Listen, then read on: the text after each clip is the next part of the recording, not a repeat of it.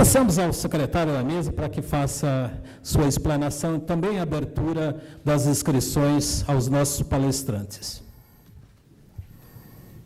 Boa tarde a todos.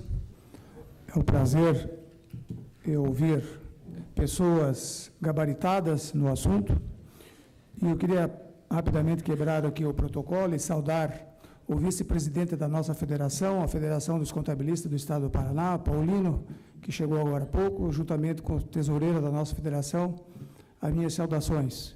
Queria também fazer uma deferência especial ao nosso presidente Sérgio Bútiga pela iniciativa de reunir esse seminário tão importante e fundamental para nós, sindicalistas, desse momento de fazermos esse debate importante para todos nós. Parabenizar também nossos palestrantes e fazer também uma deferência especial a Zilmara, que participou no dia 25 de abril do seminário do TST, e para quem viu a sua brilhante participação, eu queria te dar o parabéns, realmente colocações importantíssimas. Então, vamos às perguntas. Eu pediria para que as perguntas sejam objetivas, para que possamos agilizar os nossos trabalhos aqui da sequência. O primeiro, então, seria o nosso presidente, Sérgio Bútiga. Por favor, Sérgio. Doutor Günther, doutor Gilmara, nos últimos anos, nós temos ouvido e discutido muito a questão do enquadramento sindical. O movimento sindical no Brasil, eu diria até dos últimos 10 anos, tem discutido muito qual é que é a estrutura sindical que nós queremos. Os sindicatos, como um todo, né, e as centrais também, como um todo, discutiram muito essa questão. Mas não se chegou a conclusão nenhuma. E a gente viu que, nesse andar da carruagem, a gente percebeu que o nosso judiciário ficou mais atrasado nessa discussão do que as próprias entidades sindicais. Hoje, a gente vê as entidades sindicais com propostas e o judiciário nosso, hoje, tomando decisões e encaminhamentos que são extremamente nocivos aos trabalhadores. Talvez o senhor não tenha conhecimento, mas nós temos muito problema com o enquadramento, não só na área metalúrgica, mas também aqui o Ari falou, na área do comércio, em diversas áreas. Como se defendia, nos últimos 15 anos se defende a pluralidade sindical, ou algumas camadas sociais defendem, ou quem sabe até o poder econômico defende, e o movimento sindical não concluiu isso como um caminho a ser seguido, a gente vê que a pluralidade tem sido imposta pelo judiciário da maneira dele. E isso tem sido nocivo para nós. Os metalúrgicos da Grande Curitiba, por exemplo, recentemente tiveram uma decisão aqui de que a Caterpillar, uma empresa que é de máquinas, né, uma decisão absurda de que a empresa, porque a maior parte do tempo do trabalhador que trabalha com máquina, ele trabalha em cima de um chassi de máquina, ele faz parte de um sindicato de chassi. O judiciário não entende o que é mais enquadramento, não sabe o que é enquadramento, né? Porque não sabe discernir o que é uma categoria e o que é uma representação, ou nós temos que pensar em algo totalmente diferente do que está acontecendo aí. Nós temos só na área metalúrgica mais de 100 empresas que hoje não seguem os metalúrgicos, não seguem, primeiro porque acham que o metalúrgico aqui no Paraná é muito radical, mas é a questão da representação. E isso faz com que, logicamente, ela tenha um ganho com isso no mercado. Ela pratica um salário menor com a concorrente dela que segue a nossa categoria, que paga um salário mais apropriado, né, e fazendo com que alguns escritórios de advocacias tenham vendido isso, né, como uma bandeira. Quer dizer, tem feito comércio do enquadramento e tem conseguido manter isso judicialmente, com a discussão de que o que é categoria, o que é atividade fim, ou o que está sendo discutido como produto final dela. essa questão, acho que nós precisamos definir, não só junto ao Judiciário, eu acho que o Ministério do Trabalho tem que definir qual é que é o enquadramento das entidades sindicais, para que a gente não fique na mão dos interditos. Você não pode representar um trabalhador, quer dizer, um trabalhador que vai estar brigando lá numa Caterpillar não pode mais ter o sindicato metalúrgico lá, porque senão vai pagar 50 mil reais por dia. Nós não podemos entregar um jornal com o trabalhador, fazer uma assembleia em Ponifar, porque não vai pagar 50 mil reais por dia. Como é que se organiza um trabalhador? Né? Se você fala de terceiros, ainda é pior ainda. Nós falamos aqui do exemplo da Volkswagen, né? Onde tivemos aqui algumas assembleias para discutir a categoria preponderante, para discutir a atividade de fins, e que tivemos interdito porque nós não podemos instalar. Isso está fazendo com que o movimento sindical no Brasil fique realmente engessado em posições estritamente retrógradas.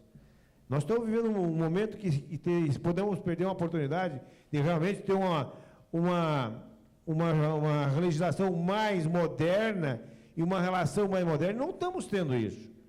A gente vê que, se não se passou a pluralidade, está se impondo ela da maneira que interessa às categorias econômicas, não ao movimento sindical. A ideia nossa da discussão do enquadramento, ela é extremamente importante e oportuna para que a gente busque o caminho. E eu acho que é isso que a gente quer. E eu gostaria de perguntar, tanto para a Gilmar, né, o que temos hoje já de discussão a nível de enquadramento, a nível de Ministério do Trabalho, e o doutor Guinter, o que podemos fazer com o Judiciário ou através do Judiciário, para que eles conheçam, porque eu acho que o Judiciário não conhece muito a realidade do chão de fábrica, a realidade do trabalhador, qual é que é a transformação da indústria, como é que fabrica o produto, porque as decisões são muito difíceis. Eu queria saber da Gilmara e do Dr. Guinter o que podemos fazer para contribuir nessa discussão, onde a gente tenha não privilégios de algumas empresas, para que, se tiver que se enquadrar todos, tem que ter um enquadramento só, em detrimento a outros. Porque, de repente, se você avança na negociação com uma empresa, ela começa a pagar um salário melhor, a outra, uma concorrente que se estabelece e tem um jeitinho mais esperto de algum advogado, de repente pode manter uma condição muito mais favorável que aquela empresa que está dando melhores condições de trabalho. Acho que passamos para a resposta já, o comentário dos senhores. Acho que a Gilmara pode ser primeiro.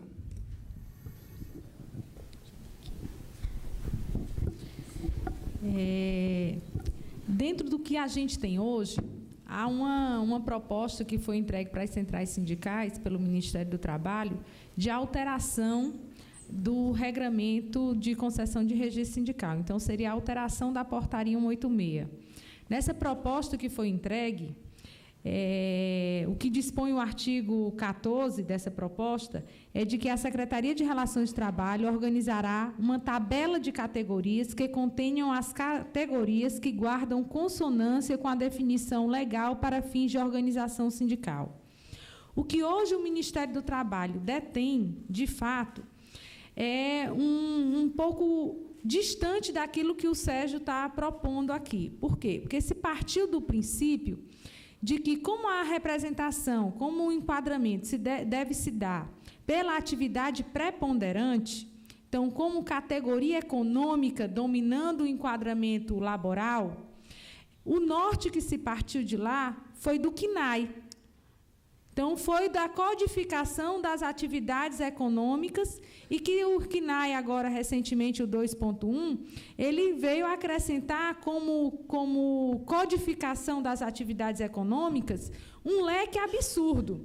Se você parte de um CNAE para construir um enquadramento sindical, você vai ter uma fragmentação da representação de uma forma absurda. Se você olhar hoje o CNAE do setor metalúrgico, que é o seu caso, se você olhar o CNAE do comércio, o comércio, na questão de CNAE, ele está dividido por produto. Então, poderia vir até um sindicato dos trabalhadores no comércio material de construção, outro material de loja, outro material de lingerie. Então, aí você vai ter um universo de possibilidades de representação de uma forma totalmente fragmentada. Então, um alerta ao movimento sindical é que, se você for fazer, eu entendo que o correto, né, nessa questão de construção de tabela de categoria, ela deveria ser revés, ela deveria partir do anexo do 577, que foi aquele que condensa todo o histórico da representação sindical, que veio à época que a comissão de enquadramento funcionava, na sua construção. Se pega o 577, do 577 para cá, vamos verificar como é que a realidade sindical se comportou. Aí você pega o 577 e atualiza o 577 mediante discussão por ramo e não discussão com central. Eu acho que está errado nessa questão da tabela de categoria, está sendo discutida em nível de central sindical. A central sindical, pela Lei 11.648, ela veio para outro fim. Ela não veio com o fim de entender a realidade tão específica de cada categoria. A realidade específica de categoria, quem conhece é sindicato. A central, ela tem a visão geral do movimento.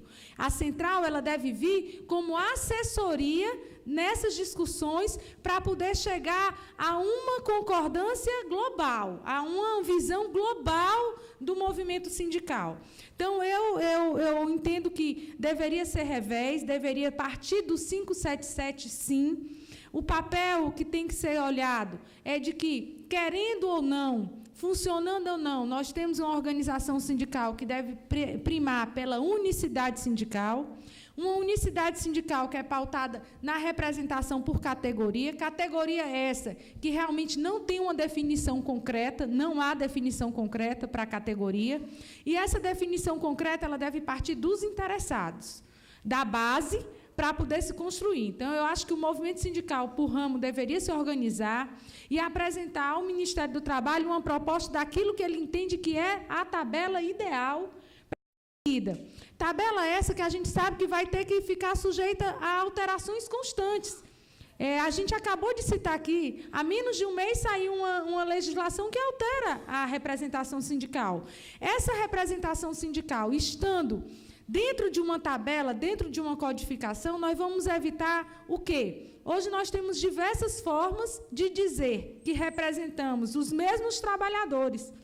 Eu brinco e dizia muito assim, que eu recebi um processo de registro sindical quando estava lá no Ministério, que era assim: quero representar os trabalhadores da indústria do conhecimento do Ceará, na minha terra. Eu digo, cearense é bicho criativo, né? Eu vou já perguntar para ele o que é que ele quer dizer com representação da indústria do conhecimento. Oficia. Aí vem um retorno dizendo assim, não, nós queremos representar todos os professores, coordenadores. Eu falo sério, cearense, não pode ser desse jeito. Então, a categoria, enquanto o conceito de categoria, ele estiver sendo trabalhado de forma textual, criatividade é o que não falta a gente. Então, você tem hoje uma unicidade falsa. É uma falsa unicidade. Hoje o movimento sindical está ficando desacreditado na sociedade, por quê? Porque ele está tendo muito mais que trabalhar na defesa da sua própria representação, na sua autoafirmação enquanto entidade sindical, em detrimento de estar defendendo aquela categoria para a qual ele foi constituído. Por conta que as disputas sindicais estão tomando tanto porte, tanto tempo do movimento sindical, que isso é o que é noticiado, é o que é falado, e não os verdadeiros avanços que o movimento sindical tem feito. Então, tem que se dar um basta, Sérgio, nisso, tem que, de fato, tomar uma posição. Não dá para a categoria ser descrita de forma textual. Eu falo sem medo, que em diversos setores não há unicidade, porque se você pegar montagem industrial você fala, montagem industrial é metalúrgico. Ah, é? Vai lá na construção, está todinho, todo mundo com montagem industrial. Você pega a questão de concessionárias, que foi aqui citado. Concessionária é metalúrgico ou é comércio? Ele tem a parte da reparação do veículo e tem a parte da venda do carro. Ele é o quê? Então, quando você para analisar, o que o movimento sindical hoje está fazendo é de, ao não discutir e não apresentar uma proposta clara daquilo que ele entende e é competente para tal, que são aquelas pessoas que mais conhecem como é que deve se dar essa representação coletiva, enquanto ficar inerte, outros virão a fazer. Aí você vai dar para quem? Vai dar para o judiciário, que ao remeter para o judiciário, ao judicializar uma disputa de lide sindical, de representação sindical, segue um rito onde o Ministério do Trabalho é chamado como parte, um rito onde você não tem condições de instruir, de conhecer bem o processo, e termina tendo decisões, de fato, distantes daquilo que é real, do que é vivido pela categoria. Então, eu acredito que tem que ter, sim, aí uma atuação das centrais sindicais, aí caberá às centrais sindicais uma organização desse movimento para que se apresente uma atualização desse quadro, e não um quadro de atividades econômicas, mas muito mais pautado no reflexo do setor laboral. A emenda constitucional 45 remeteu para a Justiça do Trabalho por entender que é apropriado, porque tem conhecimento de causa para poder melhor julgar, mas não está sendo dado elemento suficiente para que a Justiça do Trabalho possa, de fato, decidir com clareza e conhecimento que só vocês têm. Só vocês têm. A gente, enquanto Ministério do Trabalho, enquanto fazia parte do Ministério do Trabalho, pegavam os processos de registro sindical e fica ali tentando adivinhar o que é que está sendo posto, porque a descrição de categoria vem de tudo que é jeito e qualidade. Tudo que é jeito e qualidade você tem. Então, é complicado quando você trabalha com um sistema que aqueles a quem foi dado competência para definir terminam delegando para o poder público, ora Ministério Público, ora Ministério do Trabalho, ora Justiça do Trabalho, algo que só vocês, de fato, podem conhecer e podem decidir. Então, eu sou defensora da tese de que deve, sim, ter enquadramento sindical, mas um autoenquadramento sindical promovido por uma proposta vinda de vocês para o Estado, onde o Estado normatize aquilo como um entendimento único, como um quadro, de fato, de enquadramento sindical, e que esse quadro tenha possibilidades de atualizações para acompanhar o dinamismo das relações de trabalho. Nós temos aí um movimento dentro do comércio que, se você parar para olhar, Neusaldo, a gente vê, hoje o comércio está se dando muito mais de forma online, digital, com compras coletivas pela internet, você recebe via postal, do que com aquele comércio tradicional. Então, tem que se adaptar e não é reserva de mercado. Quando a gente fala isso, muitos sindicalistas patronais dizem assim, vocês querem fazer a reserva de mercado dos comerciários, vocês querem fazer... Não é reserva de mercado, é que dentro do dinamismo de como essas relações são travadas, tem que haver, necessariamente, um modelo de atualização, mas que preserve a relação original. Sob pena de você ficar à mercê da escolha do patronato para saber, hoje eu vou negociar com esse. Não, esse está cobrando muito, piso salarial muito alto, é muito combativo, me faz greve. Tchau, vou negociar com outro. Não pode haver essa alternativa, não pode haver essa alternativa. Enquanto tiver brecha no enquadramento sindical para que haja escolha de com quem vai negociar, nós não vamos ter avanços reais na negociação coletiva.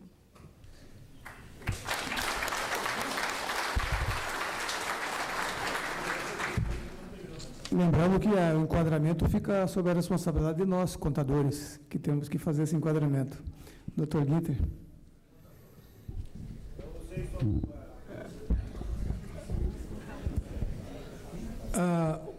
O Supremo Tribunal Federal, em 1991, deu uma decisão plenária por todos os seus ministros, dizendo que toda esta matéria de enquadramento sindical foi recepcionada pela Constituição de 88. Portanto, na linha daquilo que a Zilmar estava falando, eu penso que o ideal seria, nessa questão de enquadramento sindical, que se trabalhasse, na verdade, o anexo do artigo 577. Por uma série de razões. A primeira delas é de ordem prática, de fato, né? Porque para dar um norte de exatamente como esse enquadramento sindical continua existindo depois de 88, quando desapareceu a Comissão de Enquadramento Sindical do Ministério do Trabalho. Então, penso que este movimento para que o Ministério do Trabalho, as centrais sindicais, trabalhassem no sentido de atualizar este anexo do artigo 577, penso que é muito importante isso. Para sinalizar aos juízes, porque vejam, antigamente, como é que funcionava o sistema? Quando o juiz tinha dúvidas sobre isso, não sei se o ministro Castilho chegou a examinar uma questão dessa, mas quando a gente tinha dúvidas, eu sou daqueles juízes antigos ainda antes de 88, né? O que a gente mandava, na verdade, quando tinha dúvida, a gente solicitava do Ministério do Trabalho informações sobre aquele enquadramento sindical. Hoje o juiz, na verdade, ele decide como ele achar que deve decidir. Então, se puder haver uma sinalização via atualização do anexo do artigo 577, eu penso que seria muito importante para efeito de direcionar ou pontuar um caminho que os juízes possam se orientar, né, em eventual discussão sobre esse tema. E um outro caminho que pode andar junto com isso, eu penso que é esta aproximação que nós todos devemos ter com o judiciário, no sentido de esclarecer o movimento sindical. Infelizmente, por alguma razão que eu não consigo visualizar, porque eu fui advogado há 10 anos e hoje sou há 25 anos juiz. Então, eu já, da época da advocacia, já tinha um contato muito grande com o movimento sindical. Mas alguns juízes que entraram muito novo na magistratura, às vezes não passaram por esse contato com o movimento sindical. Então, às vezes, para eles, o movimento sindical é uma coisa assim muito distante, muito difícil de compreender, e aí fica naquela questão apenas formal. E nem sempre a melhor decisão é aquela que está só no conteúdo formal. Há necessidade de verificar a realidade exatamente como é, por exemplo, a questão dos interditos proibitórios. Então, eu diria que é importantíssimo que o movimento sindical, de alguma forma, se aproxime do judiciário. E essa aproximação tem que ser feita de algum caminho, eu não saberia dizer aqui como, mas eu penso que é fundamental que tenhamos uma aproximação. Porque, vejam, se a gente observar agora nos últimos meses, nos últimos anos, o Ministério Público tem tido uma atitude, muitas vezes, muito mais agressiva em relação ao movimento sindical do que o próprio judiciário. Então, a não aproximação do movimento sindical com o Poder Judiciário levará, talvez, o Ministério Público a ter mais credibilidade nas suas questões do que o próprio sindicalismo. E, com todo o respeito, nem sempre o Ministério Público tem razão. Nem sempre o Ministério Público tem razão. Pode ter em algumas questões, mas em algumas questões o Ministério Público pode estar equivocado. E para que isso seja levado ao Poder Judiciário, eu penso que o movimento sindical tem que se valer de todas as possibilidades. Nessas questões, por exemplo, de enquadramento sindical, aqui está me ocorrendo uma coisa agora. Por que não pedirmos um levantamento num caso de enquadramento sindical, um levantamento pericial para que seja investigado na realidade da fábrica, do local, o que exatamente está se fazendo lá?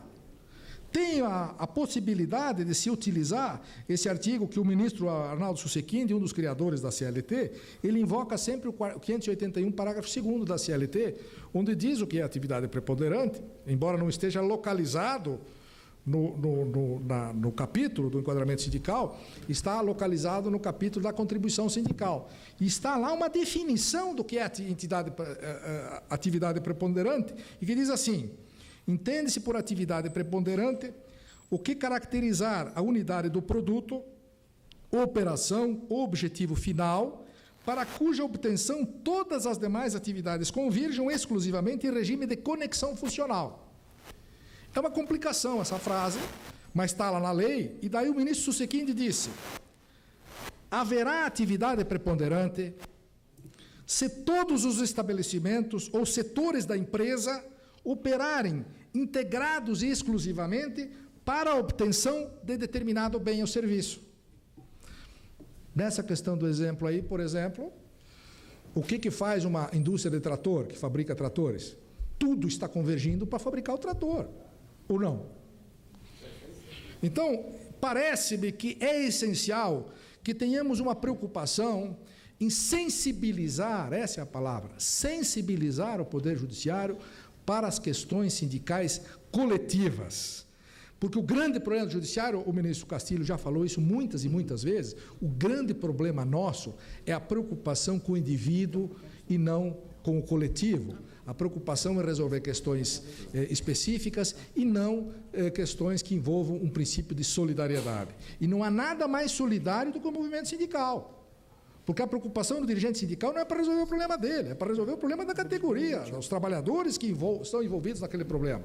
Então, nós temos aí uma área de desenvolvimento do direito coletivo que os senhores é que vão fazer, não são os juízes.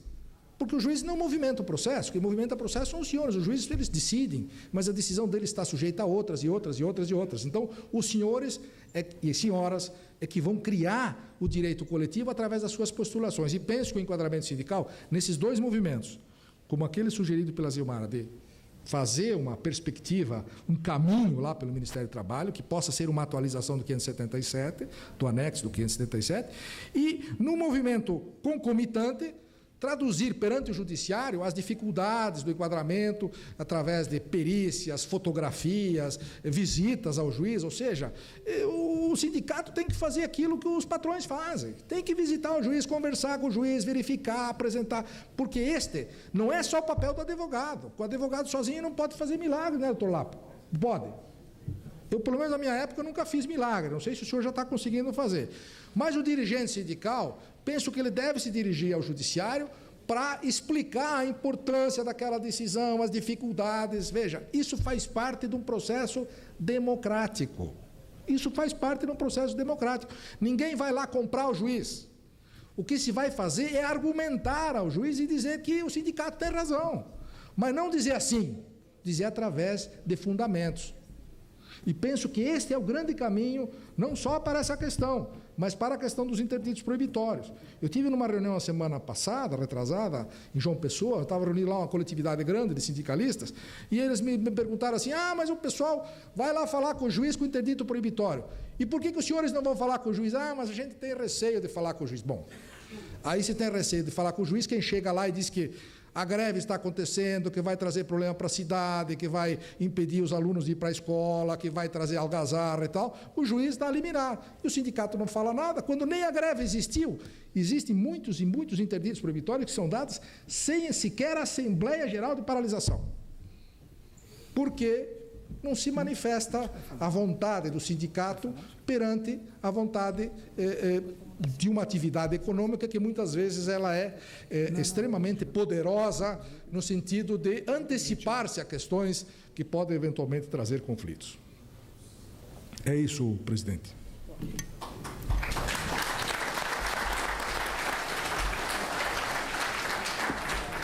Bem, nós temos mais 4 inscritos e para a gente dinamizar um pouco, para não atrasar muito o outro painel, eu pediria então para que os colegas fizessem as perguntas bem objetivas e daí a gente responde todos de uma vez só.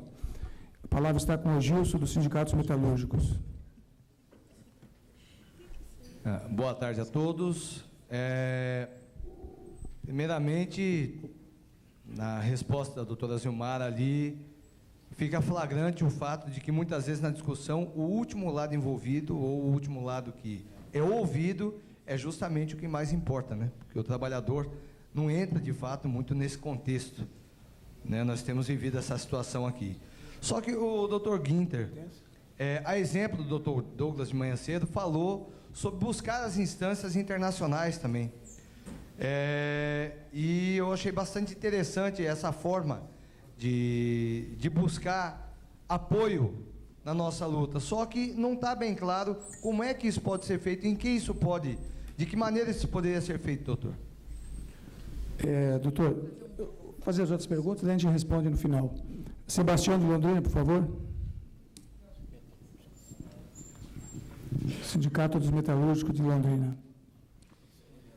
Eu queria fazer bastante pergunta, mas eu acho que vou me ater a 2 só.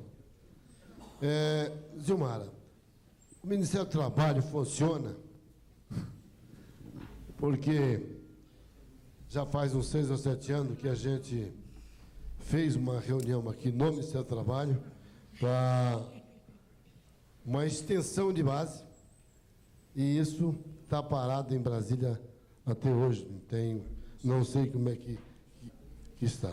Lamentavelmente, para uma extensão de base, teve uma categoria que disse que uma parte daquela pertencia a eles, e a gente fez reunião aqui no Ministério do Trabalho, aqui, e até hoje não sabemos como é que vai ficar.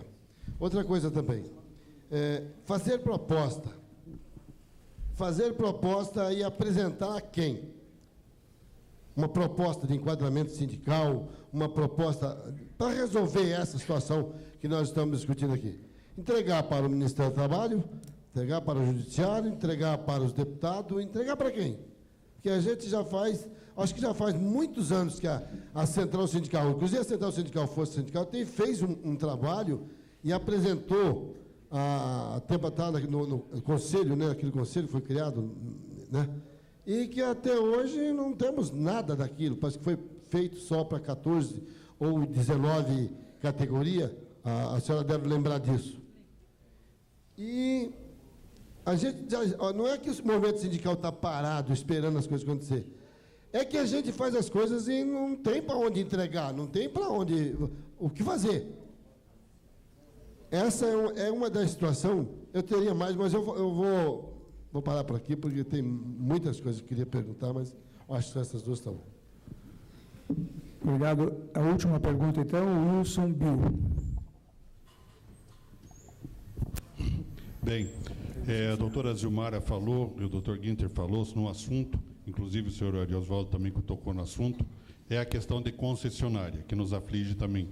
Existe na questão da portaria 3520 de 1985, que até hoje não sabe onde foi parar.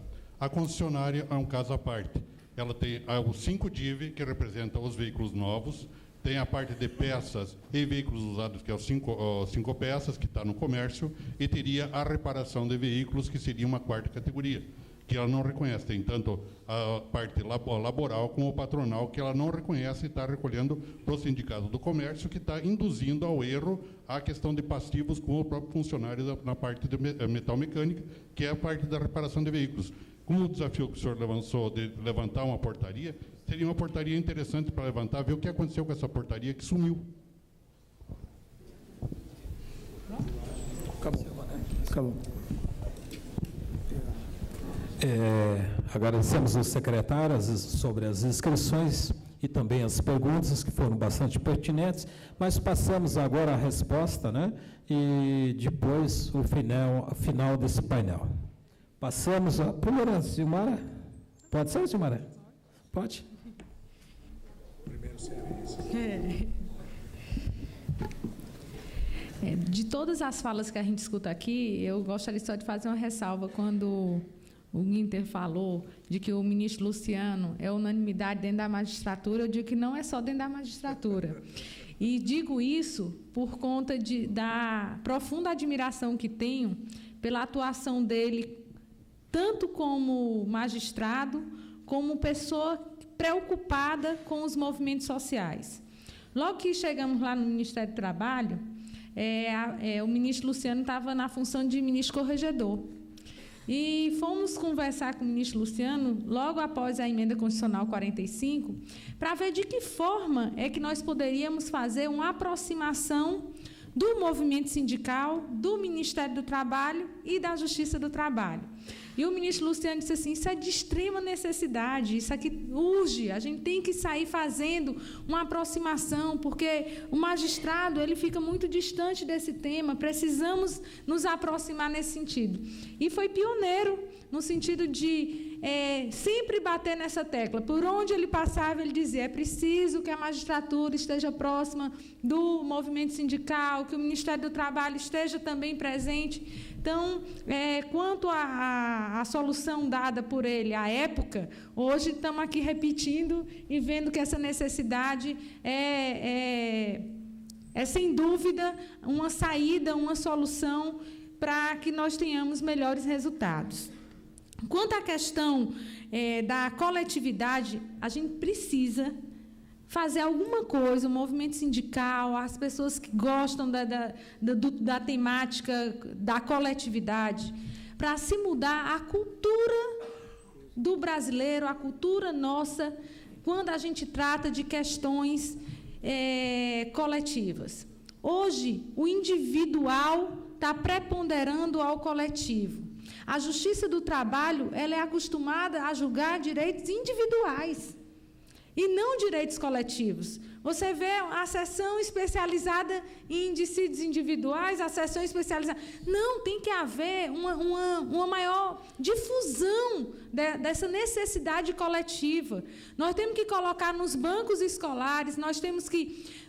O Sistema S, por exemplo, o Sistema S todo cuida da formação dos trabalhadores. Você não vê uma necessidade dentro de uma grade curricular do Sistema S de ter algo falando sobre coletividade.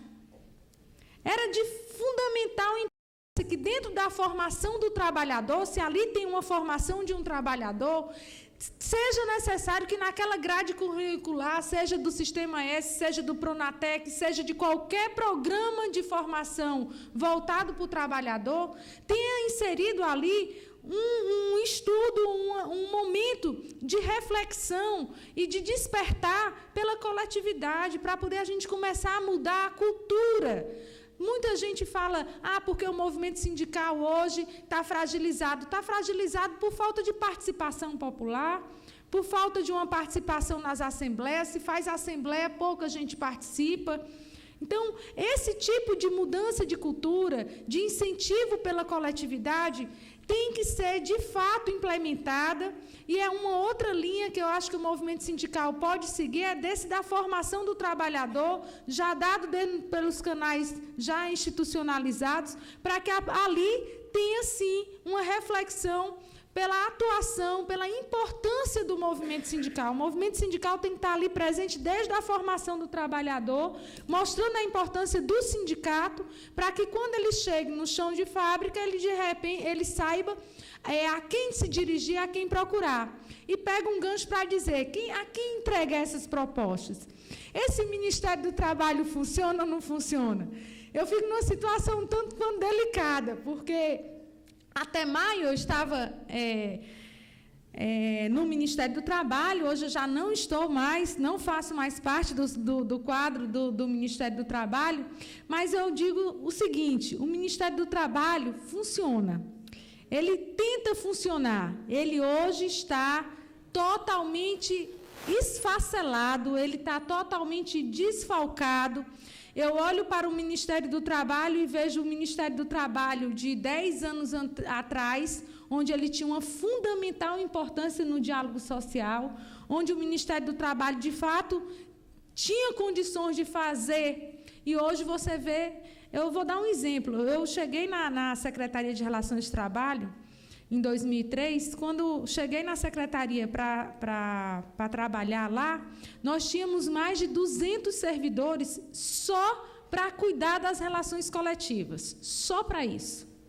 Dentre eles, auditores fiscais, que eram deslocados da fiscalização, que conheciam a realidade, que tinham ido nas empresas, nas fábricas para fiscalizar, ficavam internos dentro da Secretaria de Relações de Trabalho, verificando de que forma nós podíamos ajudar nas negociações coletivas, no incremento de novas cláusulas, num papel de uma mediação proativa, propositiva.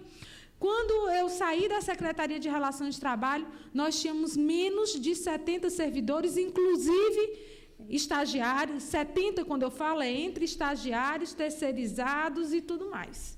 Então, assim, é uma fragilidade que você verifica dentro do Ministério do Trabalho que precisa ser resgatada. E eu acho que o atual ministro, Brizola Neto, vem muito com esse condão e a fala dele vem muito nesse sentido, de dizer que ele precisa resgatar, precisa fazer com que o governo enxergue de que as relações de trabalho é que vão movimentar o futuro desse país. Então, não adianta você falar num franco desenvolvimento sem estar atrelado a uma relação sólida, e essa relação sólida ela parte necessariamente de uma discussão com a coletividade e não de uma forma isolada. Então, assim, a quem entregar? Eu entendo que, dentro das competências, para a questão de negociação coletiva, como cabe ao Ministério do Trabalho fazer o depósito e registro dos acordos e convenções coletivas, Como cabe ao Ministério do Trabalho o zelo pela unicidade sindical no ato da concessão de novos registros de alterações estatutárias. E como o programa maior do governo federal está dentro da Secretaria de Relações de Trabalho, que é o da democratização das relações de trabalho, eu entendo que o Ministério do Trabalho deveria ser o primeiro caminho, mas não o único. Eu acho que tem que ser feita uma proposta setorial, por ramo, a gente tem que verificar de que forma faz e colocar a boca no trombone, é ir para carro de som, como vocês sabem muito bem fazer, e só vocês sabem como pressionar para que algo seja resolvido. Então, é colocar no Ministério do Trabalho, é colocar junto ao Congresso Nacional, é colocar junto à Presidência da República, vamos atacar por todas as esferas, no sentido de fazer com que a preocupação de vocês seja, de fato, aquela que é da defesa da categoria para a qual vocês estão, e não uma defesa de uma organização sindical que hoje está caótica. Só para concluir, gostaria de falar um pouquinho sobre essa questão das instâncias internacionais. Eu tenho medo, porque eu acho que a soberania nacional já não existe mais diante da globalização. Quando você tem também uma visão de organismos internacionais, eu falo agora de um exemplo que nós tivemos com a OIT.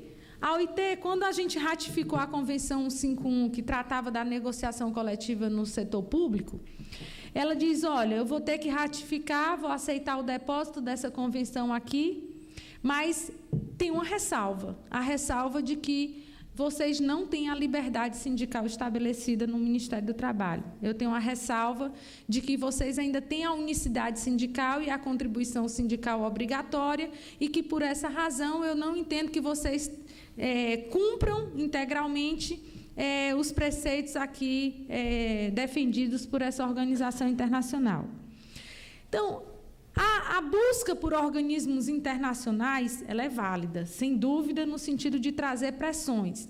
Mas é necessário de que, nessa busca a organismos internacionais, para o fiel cumprimento daquilo que vocês defendem, seja muito bem explicitado que aqui se tem um outro regime, um outro formato de organização sindical e de relações de trabalho sendo desenvolvidas no âmbito coletivo, no âmbito dos sindicatos. Sob pena de, chega lá, um interdito proibitório é um cerceamento à liberdade sindical. Mas vocês também têm a contribuição sindical, que eu entendo que é como... E fica um diz uma coisa, o outro diz a outra, e termina que a efetividade disso é pouca. Então, eu acho que a gente tem que parar, eu acho que a gente tem que ter como guia, sim, muitas convenções internacionais e tudo, mas eu acredito muito no nosso jeito brasileiro, da criatividade que é nossa. Nós não podemos trazer nada pronto de fora, chegar aqui e tentar colocar no Brasil, porque não vai funcionar. E o que está lá, será que está funcionando? Será que presta? Ou será que eles é que têm que olhar para a gente, aprender com a gente como é que a gente está fazendo, para poder levar para lá? Então, eu acredito muito no jeito brasileiro de fazer as coisas, acredito muito. E, por acreditar muito nisso, eu acho que a gente tem que fazer, sim, a busca pelos organismos internacionais, mas fazendo com que o olhar deles se volte para a gente, não a gente só voltar para o deles. Tem que ser uma coisa de mão dupla, tem que ser uma via de mão dupla, sob pena da gente não ter efetividade nessas tratativas. E agradecer, já que estamos aqui finalizando, a todos aqui presentes, pedir desculpas, porque muitas vezes os processos de registro sindical não caminhavam de forma adequada, mas acreditem que, diante de todas as dificuldades que nós passamos, nós tínhamos um só sentimento, é de que o Brasil precisa de um sindicalismo forte, e que esse sindicalismo, que é tão criticado aí na sociedade, precisa levantar a cabeça, erguer a cabeça, olhar de frente e, como o próprio Guinter aqui falou, ir lá e falar dizer para que veio, para que serve e o que é que ele consegue trazer de benefício para o nosso país. Então, eu acredito muito que com essas ações, com esse tipo de debate, Sérgio, parabéns mais uma vez, onde aqui a gente vê posições de forma a dar soluções e conversadas, dialogadas, a gente vai conseguir chegar a um país melhor, sem dúvida. Muito obrigada.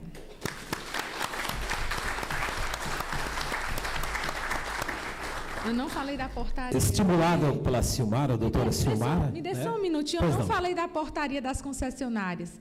Essa portaria de 85, ela era da Comissão de Enquadramento Sindical, que foi extinto.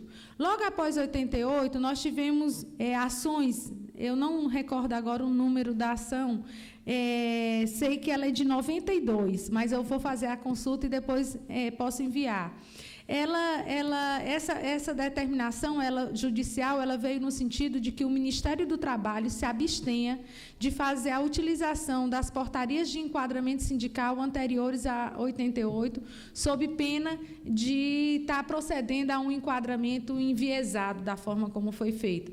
E a de concessionárias, recentemente, foi objeto de um grupo de estudo na Secretaria de Relações de Trabalho, que culminou com a elaboração de uma nota técnica. Acredito que, pedindo lá uma cópia dessa nota técnica, você vai ter um apanhado. Isso que eu estou falando está nessa nota técnica. Agradecemos a doutora Silmara, né? Mas pedimos que ela continue na mesa. Estimulado por ela, eu acho que a justificativa do atraso é válida, né? Principalmente quando nós temos dois palestrantes tão importantes e que não é sempre que a gente ouve a doutora Silmara, mas também a gente tem ouvido o doutor Guinter. Então, é importante, e quando há perguntas, a gente tem que atrasar mesmo. Me desculpe a coordenação, já estão me puxando a orelha ali, batendo no relógio, mas eu acho que é justificável. Com a palavra, doutor Guinter. Sobre essa questão ainda do enquadramento sindical, lógico, nós não podemos imaginar que o papel do Ministério do Trabalho seja um papel legislativo, um papel que vá compelir os sindicatos a adotarem aquilo. Penso que o Ministério do Trabalho ele poderia servir como um órgão agregador dessa atualização deste anexo do artigo 577, que, na verdade, na época tinha um caráter vinculativo para os juízes, né? E hoje não tem mais. Mas ele tem um papel indicativo importante, até porque a quantidade de entidades sindicais que nós temos hoje são 17 mil, se não me engano, 18 mil. 15 mil. Então, veja, são 15 mil sindicatos e isto gerando ações judiciais e dificuldades, etc. Penso que esse trabalho, se as centrais sindicais, especialmente a força sindical, puder se inclinar nesse caminho, penso que faria um grande serviço para que nós pudéssemos ter uma orientação, né, um caminho para a solução desses casos, inclusive o problema lá das concessionárias.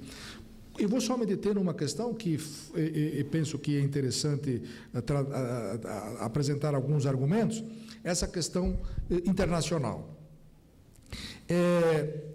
Lógico, eu concordo com a doutora Silmara, na verdade nós não poderíamos fazer recurso aos órgãos internacionais antes de esgotado o caminho nacional para a solução das questões internas.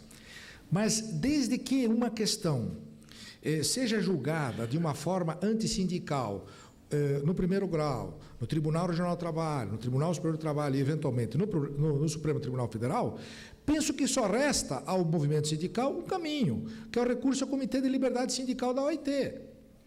Nós temos um caso absolutamente emblemático disso relacionado aos petroleiros.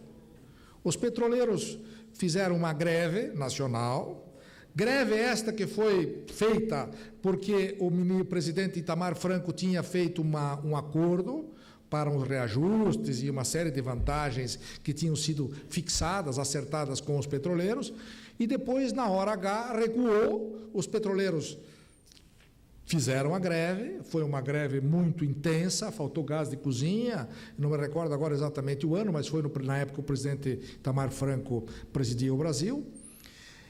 E aconteceu uma coisa curiosa, o Tribunal Superior do Trabalho, o ministro Castilho possivelmente deve lembrar da situação. O que aconteceu no TST? O TST aplicou pesadas multas para o sindicato, para os petroleiros, a Federação dos Petroleiros, por causa da greve, que não foi parada em decorrência da determinação do TST. Essas greves, houve recursos internos lá no TST, o movimento perdeu, houve recurso ao Supremo que não foi admitido, e ficou estabelecida uma multa milionária em relação aos petroleiros, que não poderiam pagar nunca. E aí o que os petroleiros poderiam fazer em relação a isso? O que poderiam fazer? Eles fizeram o que tinham que fazer mesmo. Recorreram ao comitê sindical, ao órgão específico da atividade sindical, Comitê da Liberdade Sindical, lá da Organização Internacional do Trabalho. A Organização Internacional do Trabalho recebeu a queixa, veio até o Brasil, fez uma pesquisa e concluiu o seguinte: senhor presidente da República, está havendo violência ao princípio da liberdade sindical. Por gentileza, verifique essa questão de multa, que não deve ser cobrada dos trabalhadores, e mais do que isso, reintegre os trabalhadores sindicalizados que foram demitidos nessa greve. O presidente da República encaminhou que não poderia tornar sem efeito uma decisão do Tribunal Superior do Trabalho. Encaminhou um projeto de lei para o Congresso Nacional, foi aprovado o projeto de lei, e o projeto de lei fez o quê? Determinou a anistia deste valor de multas que tinham sido cobradas dos petroleiros. Então, eu penso que o recurso ao OIT, eu acho que é uma coisa que nós temos que trabalhar nessa área, nós temos que cada vez mais nos aproximar das normas internacionais, com todas as dificuldades que existem. Mas existe a dificuldade porque nós temos uma dúvida sobre a questão de se nós aqui praticamos a liberdade sindical, porque cobramos a contribuição sindical, porque temos o princípio da unicidade sindical, e aí eu vou usar uma imagem da doutora Zilmara. Nós praticamos um sindicalismo à brasileira. O nosso sindicalismo é diferente. Não é melhor nem pior que os outros, ele é diferente. Porque nós não tivemos muita coisa que os outros tiveram. Não tivemos revolução industrial, a nossa legislação é recente, a legislação foi uma legislação que veio praticamente de cima para baixo. Ou seja, nós temos uma situação muito diferente do sindicalismo inglês, americano, francês, italiano e tal. E por isso, nós temos que ser criativos, ter a nossa criatividade, sim, mas não nos esquecermos que existem situações limite onde o único recurso possível e viável é o recurso à Organização Internacional do Trabalho. E agora, as convenções da OIT, elas valem mais do que a lei. Conforme o Supremo Tribunal Federal já decidiu, nós agora temos uma situação que a convenção da OIT, sendo um tratado, ela tem um valor supralegal. Portanto, se a Convenção 158 da OIT, o Supremo Tribunal Federal disser que aquela denúncia feita pelo presidente Fernando Henrique foi irregular, vai voltar à situação da aprovação lá da Convenção 158 e nós teremos a ressuscitação do Tim Maia. Que o Tim Maia é que criou essa ideia do me dê motivos. E aí nós teremos uma convenção que dirá o seguinte: nenhum trabalhador do Brasil vai poder ser despedido se não houver uma justificativa. E ressuscitar o Tim Maia é um papel muito importante para todos nós, né? Um brasileiro que criou essa expressão, me dê motivo, que é o grande problema que nós temos, de explicar para o trabalhador por que ele foi despedido sem justa causa. Né? Então, eu queria dizer que a OIT é um caminho importante com todos os problemas que ela tem, porque ela não tem força coercitiva, ela não impõe sanção, ela não impõe multa, ela não expulsa país, mas ela tem esse papel persuasivo, argumentativo, de evitar a concorrência desleal, a questão do dumping social. Só vou contar um casinho bem curto, que os senhores devem ter visto na imprensa. A Lojas Marisa foi condenada, a questão de uma semana, a pagar 1,5 milhão de multa por prática de dumping social. Porque no momento que ela não paga hora extra, que ela não permite intervalo, ela está fazendo concorrência desleal com as outras empresas. Vejam que é um argumento diferente. Eu não sei se isso vai prevalecer no futuro, lá no TST, lá no Supremo, mas o fato é que se abre um caminho de debate, de discussão. E, aliás, naquele evento de Brasília, ministro Castilho, está lá. Isso aí já foi previsto naquele enunciado lá de Brasília, que o ministro Castilho fez uma belíssima conferência na abertura daquele evento lá da Anamatra. Então, eu gostaria de dizer que, para mim, foi muito gratificante poder ter participado disso. Penso que o ideal seria que pudéssemos ouvi-los mais, mas teremos outras oportunidades, evidentemente, para poder conversar com os amigos, companheiros do sindicalismo e dizer que nós somos sensíveis àquilo que os senhores nos dizem, né? E que essa conversa toda, penso que ela vai frutificar, mas é preciso que insistamos nisso. Não podemos... E eu aqui sou um torcedor sofredor, sou Paraná Clube, né? Portanto, um time... Ó, essa risada, ministro, foi muito simbólica, hein?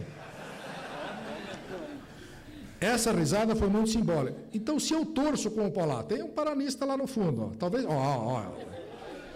Não só um só, tem mais. Ó.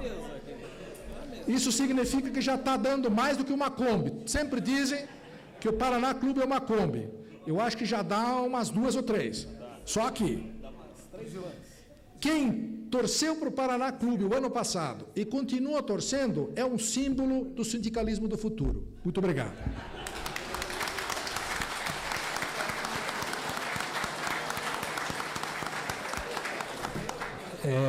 Mas como eu havia falado, né, eu acho que é gratificante a gente ouvir e não ter pressa para terminar, né, principalmente quando a gente ouve o doutor Guinte, doutora Silmara, e até como sugestão, vamos levar para dentro dos sindicatos também essas discussões, né, porque foi dito aqui que o judiciário tem que ir até a empresa, até a loja, até o chão de fábrica, mas nós também temos que fazer o nosso papel. Não adianta a gente ficar cobrando. Nós temos que convidar o Poder Judiciário.